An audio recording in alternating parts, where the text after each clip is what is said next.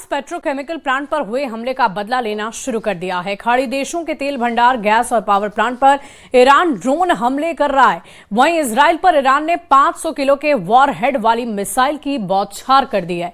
Iran के कहने पर अब यमन का मोर्चा खुल चुका है। क्या है ये पूरी खबर, इस स्पेशल रिपोर्ट में देखिए।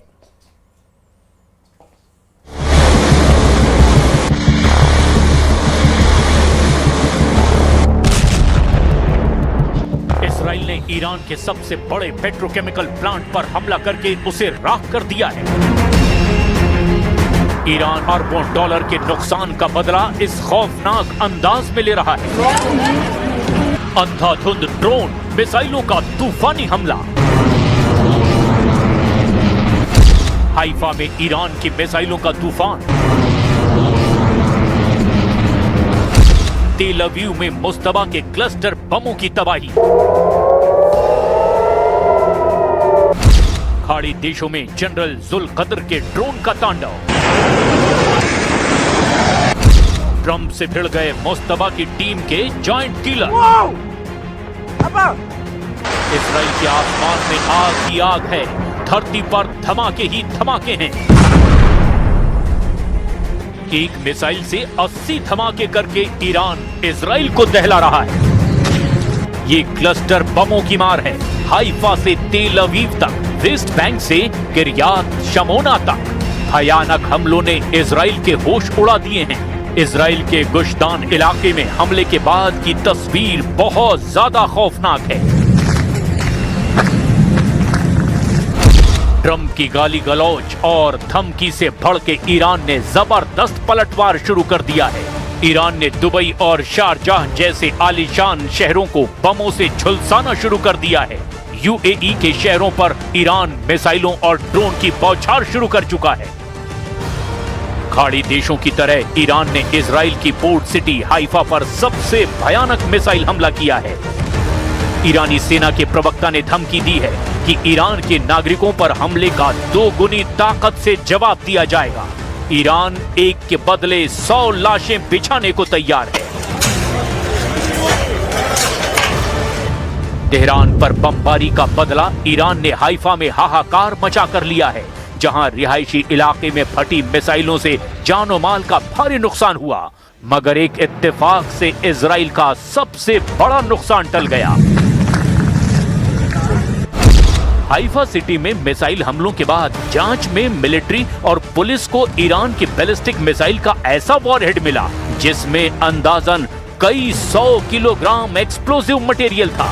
मिसाइल के टारगेट से टक्कर के बाद ये वॉरहेड फटा ही नहीं, लेकिन टक्कर से निकली काइनेटिक एनर्जी की वजह से रेजिडेंशियल बिल्डिंग की कई मंजिलें गिर गईं। अगर वो वॉरहेड फट जाता तो ब्लास्ट से हुए नुकसान से पूरी बिल्डिंग ही तबाह हो जाती और आसपास के घरों को भी नुकसान होता, ऐसा रेस्क्यू फोर्स ने अंदाजा लगाया है। जांच के मुताबिक ईरानी मिसाइल पर फायर किए गए इंटरसेप्टर चूक गए क्योंकि प्रोजेक्टाइल टूट गया और उसकी उम्मीद के मुताबिक ट्रेजेक्टरी बदल गई। गनीमत बस इतनी रही कि 100 किलो का वॉरहेड नहीं फटा, वरना इजराइल में कोहराम मच जाता। ये हाइफा सिटी की वही ब्लास्ट साइट है। यहाँ सिर्फ मिसाइल की टक्कर से बहुमंजिला इमारत ढह गई। अगर धमाका भी हो जाता तो पूरा इलाका ही खाक में मिल जाता। اعلام کرده بودیم که هر تعرضی به اهداف غیر نظامی با پاسخ مضاعف به منافع دشمن در هر نقطه از منطقه روبرو خواهد شد. در صورت تکرار حمله به اهداف غیر نظامی مراحل بعدی عملیات‌های تهاجمی و تلافی جویانه ما ईरान की मिसाइलों का सबसे बड़ा सीक्रेट आउट हुआ है।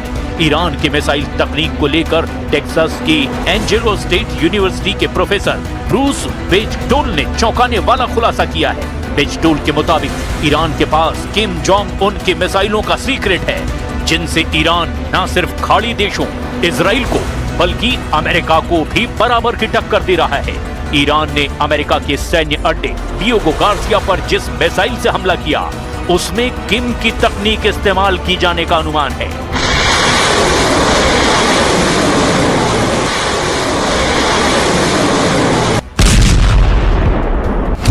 एक्सपर्ट्स के मुताबिक वो ईरान की मिसाइल मुसुदान थी।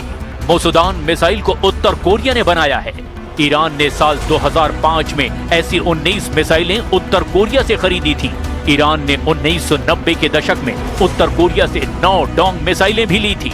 इसके बाद ईरान ने अपने यहाँ इसकी तकनीक पर काम किया। इसी तकनीक से ईरान ने इमाद और कादर मिसाइल भी बनाई।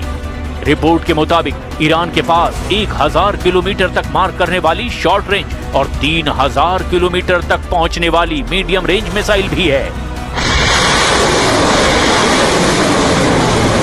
ईरान और उत्तर कोरिया की जिन मिसाइलों को हूबहू एक जैसा माना जाता है, उसमें दो सबसे घातक मिसाइलें यही हैं। ईरान की कई बैलिस्टिक मिसाइलें उत्तर कोरिया की QIAM की तर्ज पर ही बनी हैं।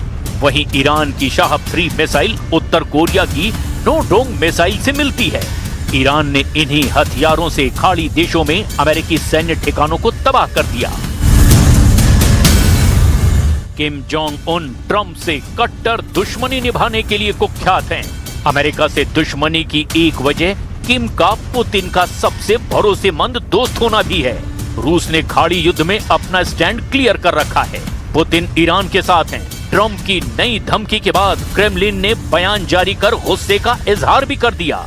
इस वक्त इसराइल के शहर हाइफा में हूं और हाइफा में लगातार जो है अटैक्स हो रहे हैं। ईरान की तरफ से लगातार बैलिस्टिक मिसाइल से इस शहर को अटैक किया जा रहा है और साथ ही हिजबुल्लाह की तरफ से भी लगातार मिसाइल्स दागे जा रहे हैं। और यहाँ पे आप देख सकते हैं, ये जो स्पॉट आप देख रहे हैं, यहाँ पे बड़े पैमाने पे रेस्क्यू ऑपरेशन चल रहा है, क्योंकि ईरान की तरफ से दागे गए मिसाइल की वजह से यहाँ पे 6 मंजिला इमारत बिल्कुल ढह गई। रूस ने बता दिया है कि वो ईरान को सैन्य मदद पहुंचा रहा है। उत्तर कोरिया उसी खेमे में रहता है जहां पुतिन होते हैं।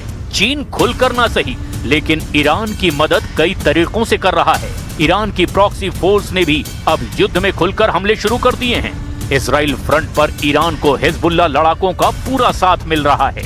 हिजबुल्लाह फाइटर इजराइल पर अंधाधुंध ड्रोन बमों की बौछार कर रहे हैं। ईरान समर्थित लड़ाका फोर्स के टारगेट पर इजरायली सेना के अड्डे हैं। हूथी लड़ाकों ने भी इजराइल को उलझाने के लिए हमले और तेज कर दिए हैं।